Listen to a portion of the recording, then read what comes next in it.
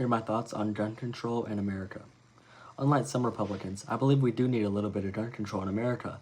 For like people who are mentally unstable or mentally unwell, I do not think they should have the right to have a firearm. You also have to realize, I do have a problem with the government saying who can own a gun and who can't own a gun.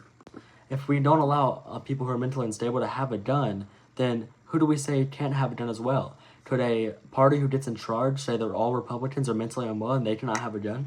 I would say if you have a mental disorder or a mental illness under the DSM-5, you should not be able to have or own a gun.